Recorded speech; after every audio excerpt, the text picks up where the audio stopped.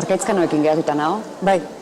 hurrengoan, elkarrezketatzaile modura. Bai. Zure oizko ofiziorat itzuliko zira? Hoi da, betiko ofizio ezagutzen duzu Arkaitz.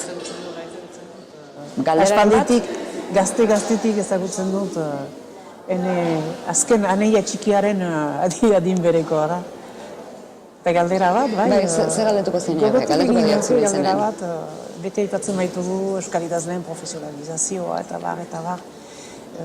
Bizimodua hortik ateratzea, bera da adibidetarik bat, gaztetik profesionalizatu dena, euskaraz idaztetik bizi dena, nahi nuke jakin nola eramaiten duen bizimodu hori erresa denez, emana denez, zaila denez, hori guzia, saltza hori guzia.